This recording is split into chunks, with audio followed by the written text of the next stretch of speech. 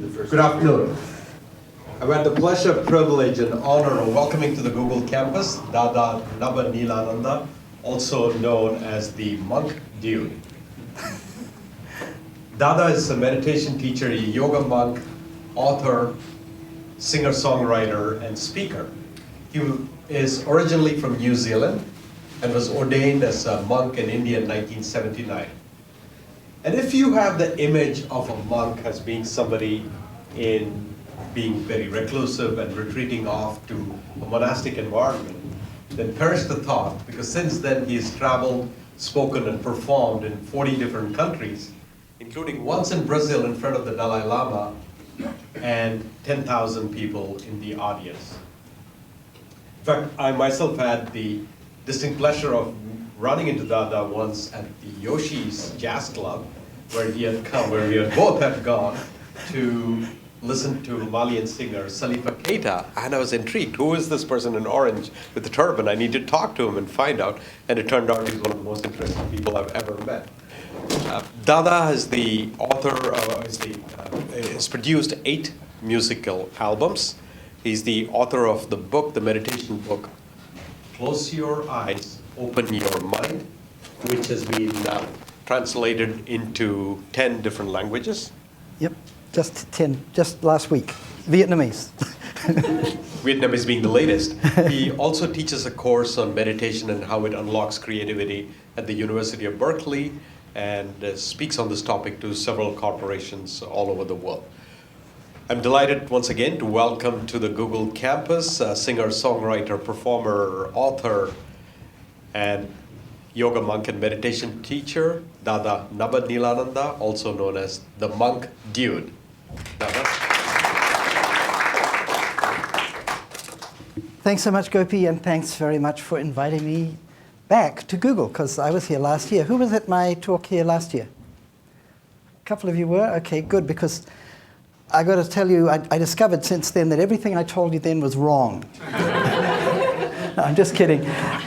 But at least most of you weren't here, so I can reuse some of my Google jokes from then. So I'm going to be speaking to you about meditation and the idea of the enlightened leader, and how meditation can help you to develop love, creativity, and wisdom. At the beginning of last year, I was speaking at a corporate conference, and at the end of the presentation, we had a short meditation and chanting session. And just afterwards, one of the directors of the company came up to me and thanked me and said, you know, I want to say that was the first time, just that short meditation was the first time I've felt peace in months. And it really struck me. So I thought, wow, this is really serious, that, you know, there's so many people in the corporate community who are silently suffering, and what I've got to offer is kind of more valuable than I realized, because I take it a bit for granted. You know, I've just taught them something, a short meditation, I've done it 1,000 times, it's no big deal for me. But for her, it was really important, and perhaps for many others. You know, if you develop a regular meditation practice, it can remove most of your suffering, if you experience anything like that, from stress and anxiety and the related kind of problems. How many of you feel that you suffer from some kind of stress? It's pretty much universal. Believe it or not, I do too, but not very much compared to what I might do if I didn't use this practice to help me. But you all probably knew that already. Everybody knows that meditation relieves stress. Probably everyone at Google, at least, because you've got a whole big meditation program here. It's called the Search Inside Yourself. I believe it's free on campus. It's all over. It was started in Google, and it's gone out to other companies. You also have somebody whose job, full-time, is to make sure that people that go to that program actually practice, because they discovered that lots of people went through the training but then didn't keep the habit. So that's his job. And you know, Google's paying him to do that. So it's seen as a priority by somebody somewhere in this company. But most of you probably already knew that meditation relieves stress. But what I'm really interested in is how meditation does way more than that. There are a whole lot of other benefits from meditation that I actually find more exciting. I'm going to talk about 3 of them today, and that is how it can develop love, creativity, and wisdom. And to how it can help you to improve your relationships. That's what love does. Yeah? How wisdom, as you develop it, can help you to make much clearer, better decisions. How creativity can make you more innovative. And we're going to use the ancient science of yoga. We're going to draw on that to get to that result. And yoga is a very misunderstood word these days. Most people think of it immediately as some kind of exercise session that young ladies go to because they want to be young forever. That's just one of the bits of yoga. There's a system called Ashtanga yoga. Yoga has 8 limbs, like my friend here. That's in the Sanskrit, so asanas means postures. That's the yoga postures. The first limb of yoga is called jama, and it roughly translates as don't be evil. That rings a bell. Is that familiar to anybody here? Your company was founded on the first principle of yoga. So what is yoga really, if it's not just these exercises? It's all these other things. It's a whole lifestyle, it's a philosophy, it's a value system, and a set of not just physical exercises, but mental exercises, concentration exercises, breathing, and different meditation techniques, all designed to develop your body, mind, and spirit in harmony. So when I talk about yoga, I mean the whole big yoga, not just the physical exercises. The other thing I want to clear up, which might be misunderstood sometimes, is that I'm not actually a religious fanatic. You could be forgiven for thinking that because I'm kind of dressed like maybe I'm a religious fanatic, maybe. But this is something I like to address at the beginning of my presentations, because sometimes somebody will come up to me at the end of a concert or a talk or something, and they'll ask me, kind of shyly, why are you dressed like that?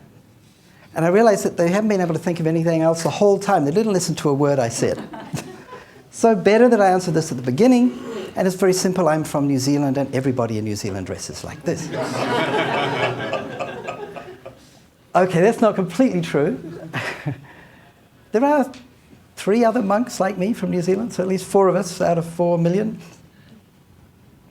Now, this is the traditional colour, or orange or saffron is the traditional colour worn by monks and nuns from Oriental traditions, like Buddhism and Jainism and Hinduism and yoga.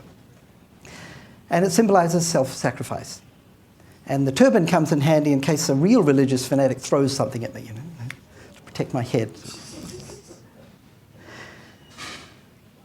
So that's a little bit about why I'm dressed like this. Leadership. Why am I even interested in the idea of more enlightened leaders? It's really simple. Leaders have power, they have influence, they act as role models, and the world, humanity, is in a situation where we're facing the greatest number of incredibly complex problems that we've ever faced in history. And I think right now we could do with some really, really good leadership. So I want to do whatever I can to enhance that. But being an enlightened leader is more than just, a fancy title, like head beagle. Snoopy was once elected the head beagle, and he found it a lot of responsibility, and he said that, I have to make a lot of decisions. Today I made 147 decisions, all of them wrong. So if Snoopy's not our ideal leader, then who is? Do you have some people that you look up to that you think embody the kind of qualities that you look for in leadership? Let's have some examples. So it might be somebody in your personal life, it might be your mother. My mum was the head of our family, no question. Or it might be somebody, prominent, I don't know, a famous comedian, I don't know. So tell us some figures in your life, somebody in your life who's inspired you that you feel is played that role for you? Both my parents. Your parents, great. And what particular quality do you think they embodied? To be firm about your desires without being a jerk about it, and without compromising people around you. Okay, cool. Let's have some other ones. Yeah. I would say a number of teachers I've had. Teachers in the school or college, yeah? Cool. And the qualities? Looking for the qualities. And Try and give us one word definitions. authenticity. Authenticity, fantastic. I was always a big fan of Nelson Mandela. And I would say, if I had to choose one word, that he embodied forgiveness. And that's a huge inspiration to me and to the world. Some others? Gandhi. Mahatma Gandhi. And what does he embody? One word is hard. Unconditional love. Unconditional love. A guy I worked with 20 years ago who came here, Eric Schmidt. Oh, yeah. Not a single word, but a phrase, smart and balanced. Okay. Not coffee. Yeah. Okay. Cool.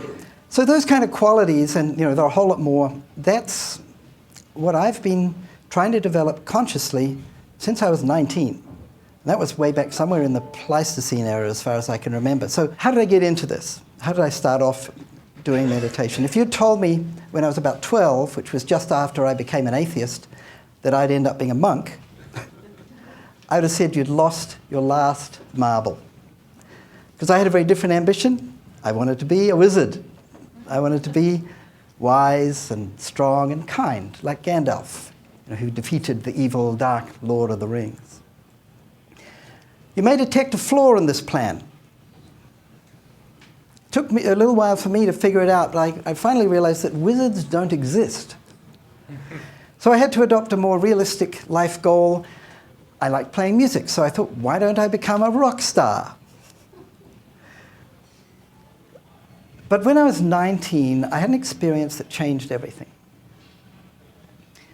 It was a kind of epiphany, you can say, a very powerful spiritual experience.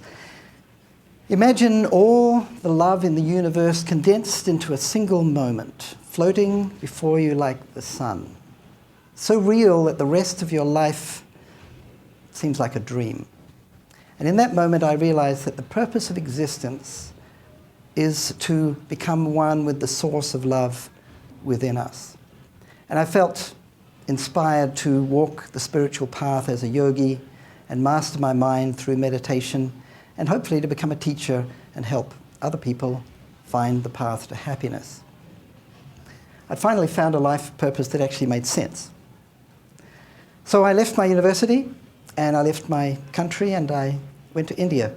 And there I studied the intuitive science of Tantra Yoga and the ancient wisdom of the mystics. And I studied under a great master. That was a long time ago. But you don't have to become a monk like me in order to get the benefits of meditation. I have a friend, his name's Mike. I met him a few years ago.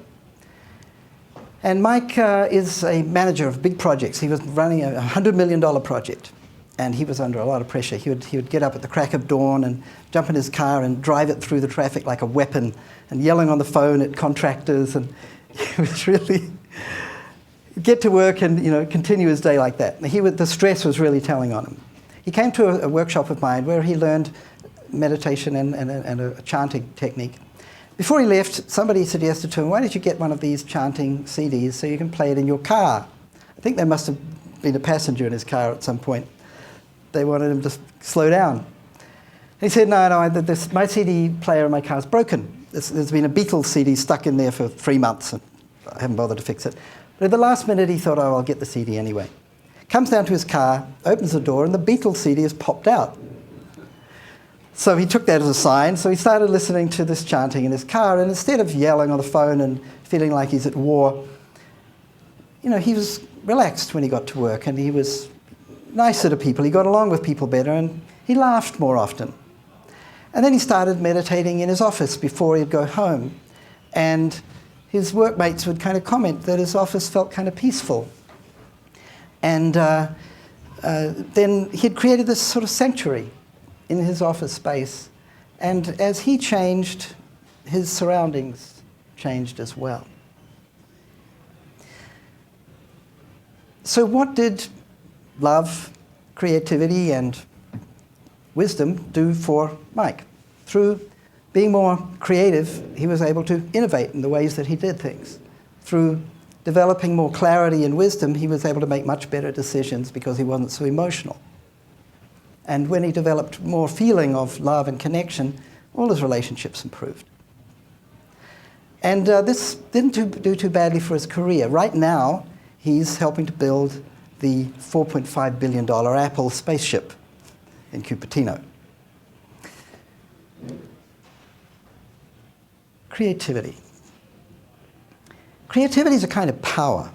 With creativity, we've learned to manipulate our environment, and we've taken over the world. We've built all kind of cultures and civilizations. Every city and ship and corporation like Google and piece of music and book, and not to neglect the 357 different types of toothpaste, started with an idea. Ideas are powerful.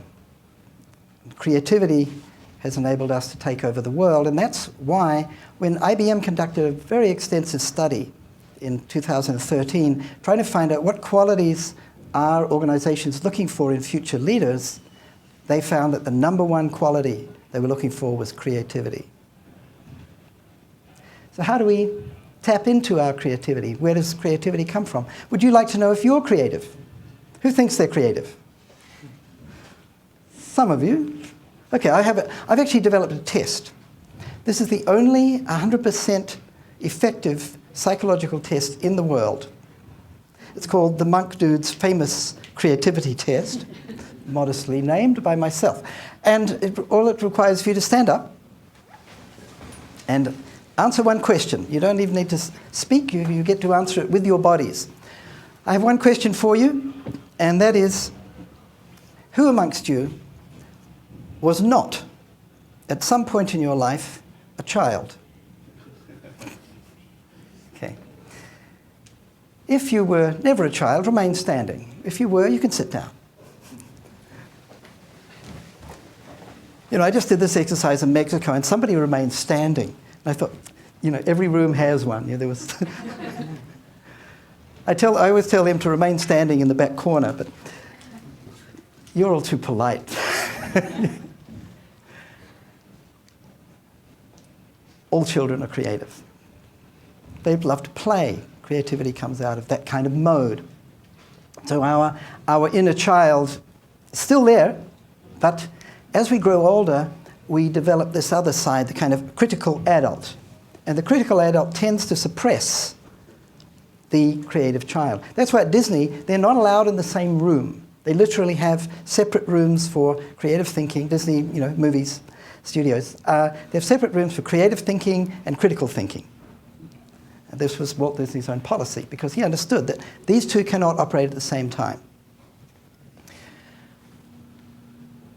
So how do we connect to that inner creative child that we all have? I just proved it to you. I learned the answer to this when I started meditating, and I didn't expect it. I started meditating because I wanted to become enlightened or something grand like that. But one of the first things I noticed was that suddenly I started getting all these ideas for my music and my poetry. That's what I was into. It was like I turned on this tap of ideas somewhere inside. And I remember sitting and I was learning a piece by Beethoven. It was his first piano sonata, the last 7 chords of the first movement, for those who are interested. And it seemed so beautiful. And I was transported, and I felt for a moment, really, I felt that I was Beethoven at the moment that he wrote this music. And I was feeling what he was feeling. It was extraordinary. And I thought, this meditation's doing something really different to me. I don't know, I didn't expect this. What I learned very soon afterwards was that the yogis who had developed these practices, they understood, they'd figured this out ages ago. They had a whole map of the mind and which bit's creative and how you tap into it, what technique you use to get to this. And they developed a system for developing, amongst other things, love, creativity, and wisdom. And it's all related to the different chakras, but I'm not going to talk about that today. That's grade 3. So the middle one, creativity. So the yogis divide the mind into 5 layers. The first 2 you're probably familiar with, the idea of conscious mind and subconscious mind. It's not exactly parallel to this system, but it's very similar. And then they divide this third layer, which is lumped together in Western psychology into the unconscious. They divide that into 3 layers of intuition. And the first of those is creativity, and we can tap into that with a particular meditation technique, and that's what I discovered. It's hard to find very good research on creativity. It's really easy to find research on stress related to meditation, but creativity is much harder to measure. But Leiden University in Germany, a group of cognitive psychologists came up with this result. They said that certain meditation techniques can promote creative thinking. The advantages of particular types of meditation extend much further than simply relaxation, which is what I've been telling people for years. I'm so happy to find this. Ka-chung, that's, that's what I thought when I saw this study. So creativity is power, gives us power. But not all the things that we've created are as beautiful as a Beethoven sonata. We've also created terrible weapons, oppressive forms of government, exploitative systems of economics, toxic chemicals, the Spice Girls. Terrible outcomes have come from the creative mind, which is why it's so important for an enlightened leader also to cultivate wisdom. A few years ago, I met a young man. He impressed me very much. It was at a meditation retreat, and he was meditating. And his mother showed me an essay he wrote for his school. It was called 30 Things I Believe. I'll read you part of it. I believe life is good. I believe God is in everything. I believe we are all equal. I believe that when I meditate, I feel peaceful. I believe we should be generous. I believe kids should respect their parents. Any parents here? You agree with him? I believe people should go outside more. I believe we should help the Arctic and rainforest animals. I believe God is in good and in bad. I believe in magic. I believe people should not give up. Right? I believe love is everywhere. I believe we live best in community. I believe we can protect people in danger. I believe we should help the poor. I believe it's okay to die, but not to kill. I believe war should stop. I believe we can make peace. When Tarak MacLean wrote this, he was 6 years old. I should tell you, he's a teenager now. He has blue hair. He's not as cute as this anymore. But this blew my mind, and a lot of other people. He went on NPR and so forth. You don't need a PhD to have wisdom. Many of us confuse knowledge, information, with wisdom, but they are very different things. In fact, anyone read Lord of the Rings? You remember Saruman? He made some very, very bad decisions. Very smart guy. And Gandalf called him a wise fool. I thought that was pretty cool. There's a piece of research being done at Toronto University where they were trying to correlate intelligence with rational, balanced decisions. And the result that they found was that there's no connection. The harsh truth is that greater intelligence does not equate to wiser decisions.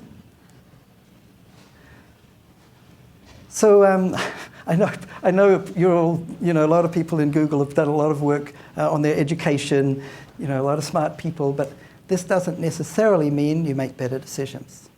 Joseph Stalin was probably a pretty smart guy, right? I think you get the point. So good decisions really come out of a combination of rationality and intuition. Intuition is a different kind of function from one of these or several of these higher levels of mind. And if we just develop our intellect and reason and think that's going to solve all our problems, you're dreaming. We need these subtler faculties. And many great thinkers have pointed this out. Einstein for sure, Steve Jobs always talked about this.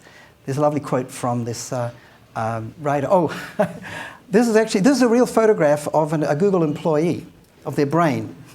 Okay? The actual contents of somebody working here. I'm not allowed to say who it is, but they're in this room. It could be you. Yeah? So what are you doing with your mind? We're all intelligent. We've got a lot of stuff going on thinking, but what are we thinking about, actually? I think that the great majority of it, going by my own mind, the great proportion of it is junk. And for most people, it would be a huge benefit to learn to think less and just think, keep the quality ones. Keep the quality ones. I'd just keep the Star Wars previews and get rid of the rest. I know. So yeah, intuition. If you slow your mind down, to get your intuition back, you get your intuition back when you make space for it, when you stop the chattering of the rational mind. So once again, these two functions are mutually exclusive. Okay? And actually research into intuitive insights amongst indigenous tribes has revealed that they generally are much more intuitive than city dwellers and educated intellectuals. We're out of balance and we've lost something in that process. So wisdom comes out of a nice combination of rationality and intuition.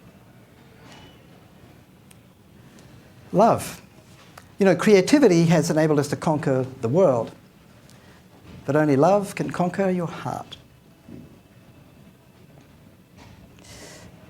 I'm not talking about romantic love. I'm talking about something much bigger and certainly more dependable than that. I'm talking about the kind of invisible glue that creates friendships and families and communities, the sense of connection that enables us to look at a stranger and see ourselves in their eyes, or inspires a little girl to share her ice cream with a puppy.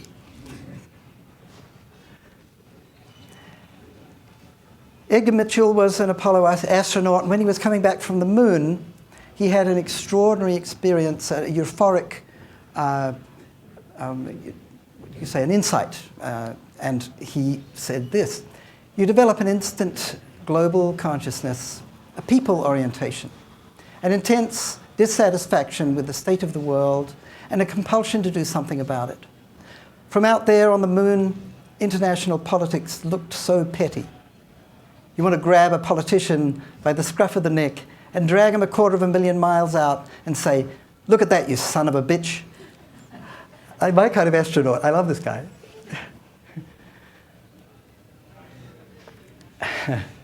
Oh, I just gave the game away. Oh dear.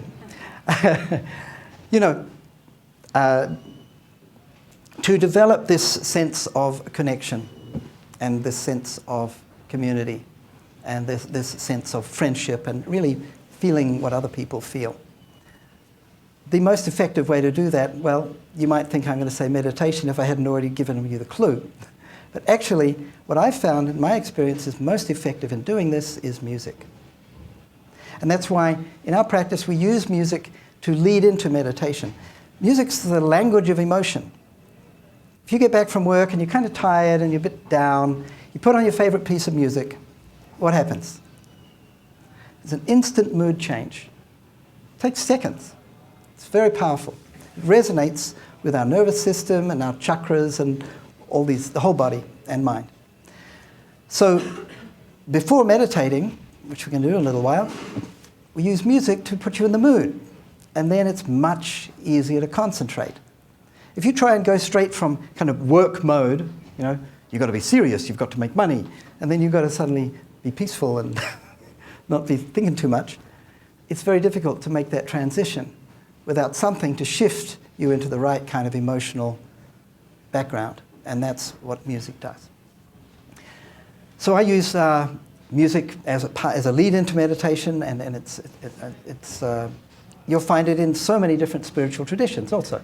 Just about every spiritual tradition uses music for this same reason. So how does meditation work? A couple of questions I want to ask you. Firstly, who thinks that to meditate you have to stop thinking?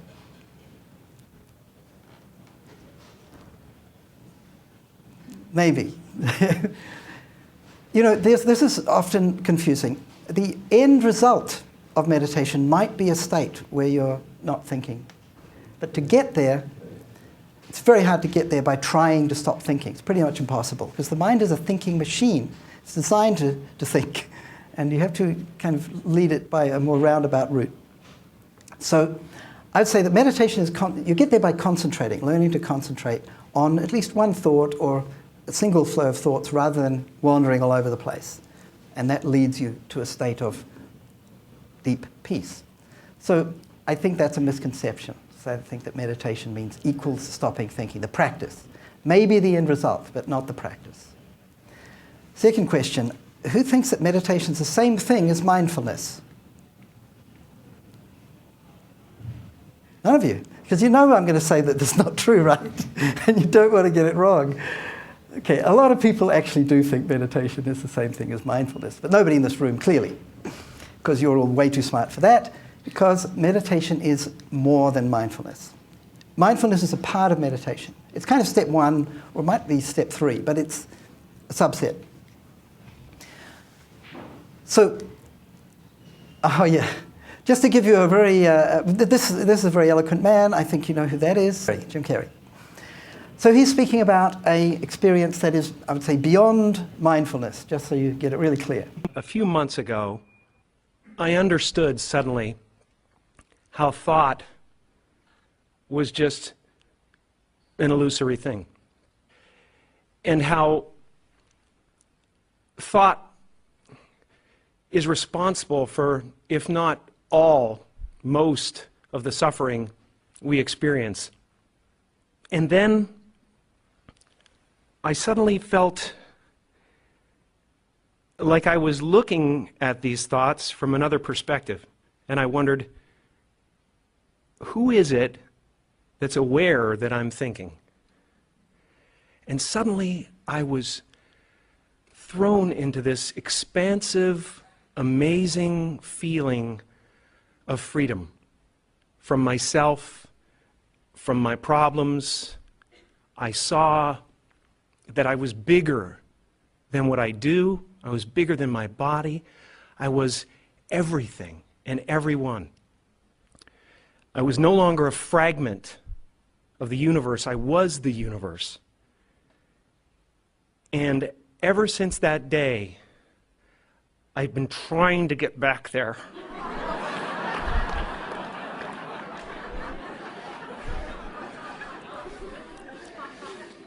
It comes and it goes. It's like riding a wave. Sometimes I'm on, sometimes I'm off. But at least I know where I want to go. I could not have put it better myself. So we lost a little time at the beginning because we started late, so I want to skip forward and actually get to where we're going to meditate. Okay, I'm going to run through this fast. Neuroplasticity. You know what neural pathways are? When you think, your brain changes. If you keep thinking in a particular way, you create neural pathways. Our thinking habits change our physical brain, and it changes our personality. You know, we used to think that the brain was a static physiological organ, but that understanding's changed completely. And thinking, it's a little bit like water. You know, it doesn't have a particular form. It's kind of soft, but that's very deceptive. It can be very powerful. You know, if you if water keeps running in a stream for a long time, this can become this. So keep thinking happy thoughts, and you'll be a happier person. If you keep thinking angry thoughts, you'll become an angry person. It's very kind of reassuring to me that this new discovery of neuroplasticity has confirmed something that yogis have known for 7,000 years. Thought is extremely powerful, especially repetitive, concentrated thought. And that's one of the secrets of meditation, that type of concentration. It changes your brain, it changes you over time. To do that, we use something called a mantra. You know, wizards use magic words, but yogis use mantras. So a mantra is in this case, a Sanskrit kind of word of power. And it's repeated or sung, and it really helps to bring us into that meditative state using the sound and also the meaning behind the mantra, the kind of power of positive thinking, which is demonstrated in neuroplasticity. So the mantra we're going to use has 3 words, and we're going to put some music to it. And it kind of means love is the essence of all. It's a very positive idea. So to meditate, I want you all to sit straight. Feet flat on the floor, please. Hands cupped in your lap, thumbs together. And hopefully this is all going to work. Okay. So first let's get the mantra straight. Can we get the mantra back? Thank you. I want you to pronounce it with me. So it's pronounced Baba, Nam, Kevalam. And all together, Baba, Nam, Kevalam. Very good. So as I said, that means love is the essence of everything, essentially. So you're welcome to sing with me if you want. And then I'll guide you through a very short, silent meditation.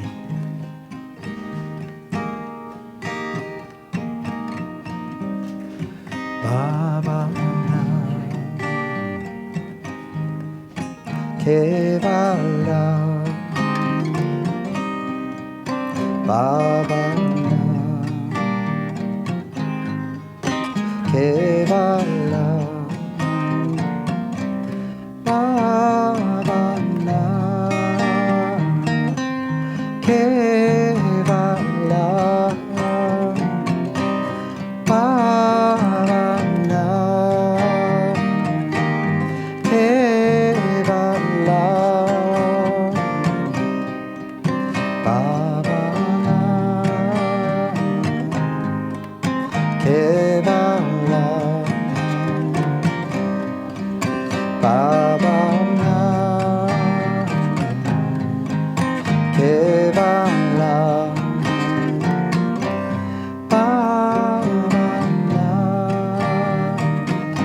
Nam Kevala Baba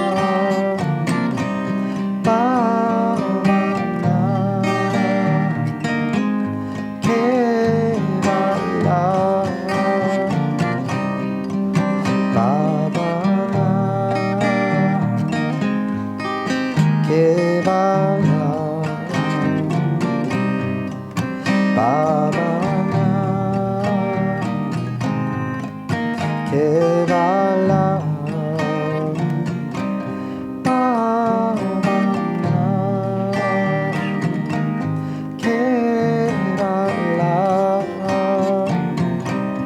Baba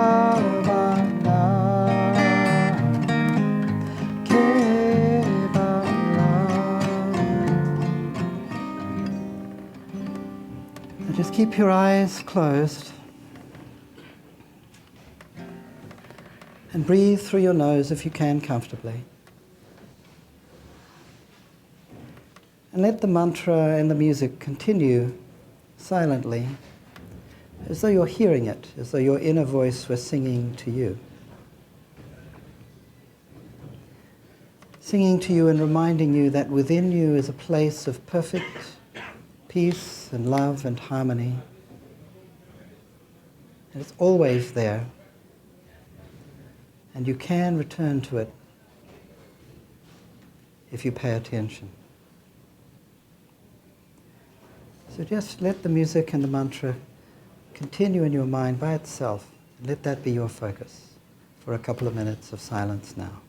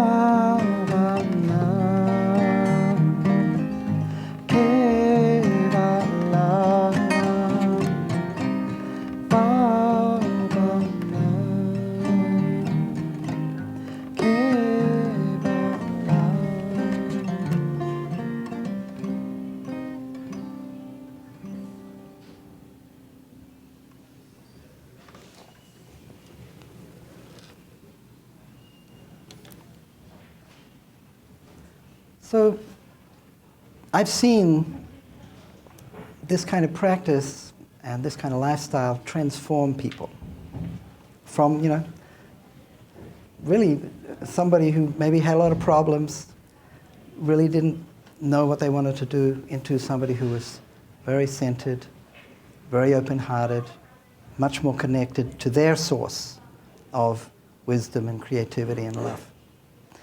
And I think that with this kind of practice, we can create a new kind of corporate culture where everybody understands that health and well-being have no price, that people matter more than things, and that the solution to most of our problems is really right inside of us. There's something in yoga called a mudra.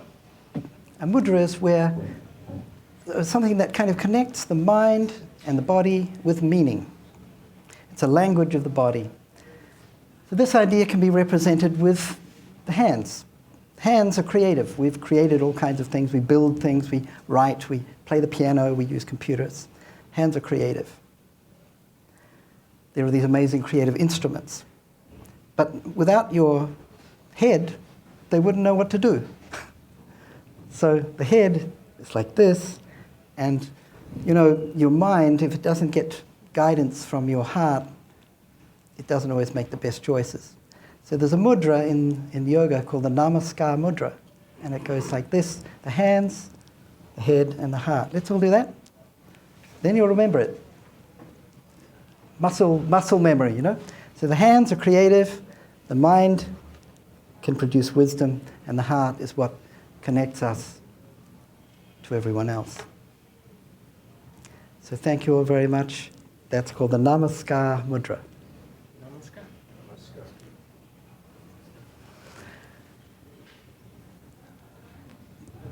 We've got a little time for questions, and I can also give you a little bit of information about where you can learn more, if you'd like. But let's see if we have any questions. Yeah, tell me. Do we have a mic? Oh, you can use the guitar mic. Just pretend you're a guitar, it'll be fine. So, actually, I had two questions. The first one was earlier on there was a reference to research that certain kinds of meditation can improve creativity.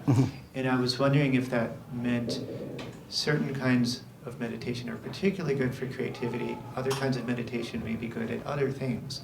Is that what was meant by that? And what kind, in that case, what kinds of meditation are particularly good at bringing about The practice in Ashtanga yoga, this 8-limbed yoga that helps to develop the level of mind that creativity arises from, is called pratyahara. It means sense withdrawal.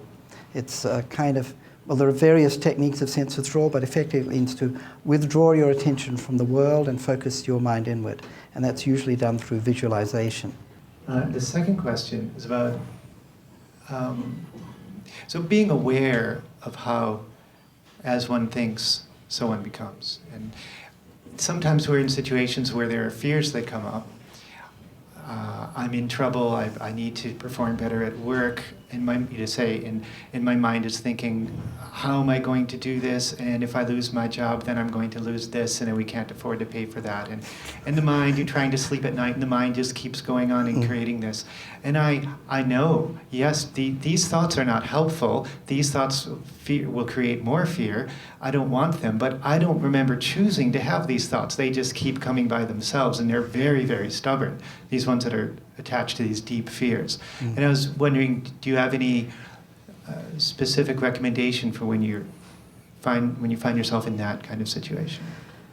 Well, there are some things that can help, when the problem pops up, but meditation is more effective as a preventative.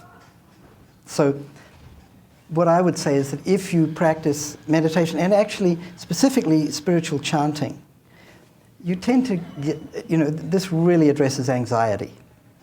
You tend to let go of that kind of, fear-based anxiety when you've been practicing for a while. So, on the spur of the moment, I don't have a magic bullet to come along and say, oh, this is going to stop you being anxious. But if you do these practices regularly, it's probably you're not going to get like that. Yeah. While you're wondering about that, I might tell you what you could do next. Read my book. Yes, everybody should read my book. It's available in 10 languages, including Vietnamese and Norwegian and blah, blah, blah. Lots of people think it's a good book, not just me.